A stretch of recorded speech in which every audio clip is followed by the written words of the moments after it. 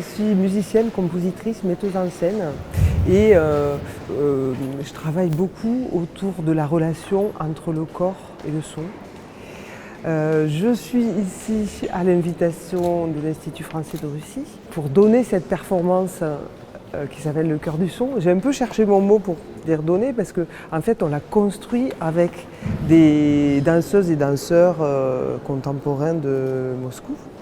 Donc voilà, on a travaillé quelques jours ensemble pour fabriquer cette performance qui est une performance qui consiste à diffuser en temps quasi réel et à mixer des chœurs de danseurs. En fait, donc, ce sont eux qui me donnent la musique de la partition et pour que la partition évolue, il faut qu'ils dansent. Donc je travaille avec Fabrice Ramalengom qui est chorégraphe et qui fait travailler les danseurs sur ce scénario, sur cette partition-là. L'idée, c'est de parler de la ville, en fait, en écoutant les bruits de l'intérieur des corps qui forment une ville.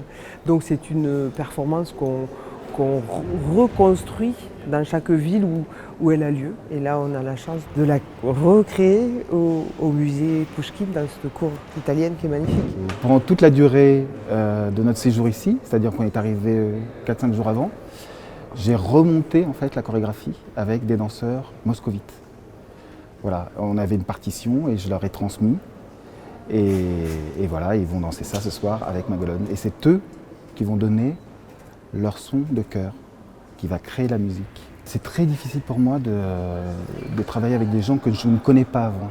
Donc c'était une grande surprise de les rencontrer et c'était incroyable. Ils ont des techniques incroyables, mais ils sont proches en fait des techniques et des savoirs que je peux avoir dans le corps. Donc c'est un dialogue qui est très très facile avec eux. On ne parle pas la même langue, je parle un mauvais anglais, ils parlent pas très bon anglais non plus. Et en fait, par les corps, ça s'est transmis directement. Je suis toujours surpris avec les danseurs russes, c'est qu'ils ont une capacité à lire les corps, en fait, et à comprendre. Ils comprennent très très vite. Et avec ces quatre-là, ça n'a pas fait exception.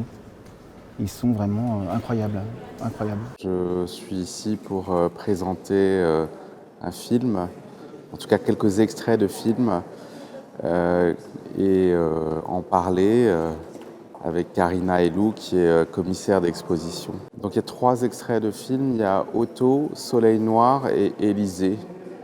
Otto, c'est un film qui a été fait pour la Biennale de Sydney.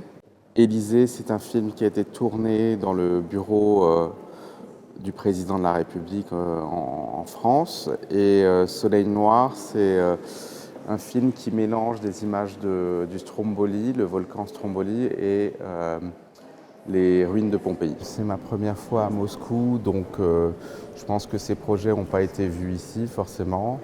Et du coup, voilà, je suis là dans le cadre d'un principe assez simple qui est celui de la diffusion de mon travail, mais aussi de la rencontre avec le musée Pouchkine, avec lequel j'ai un projet d'exposition dans le futur.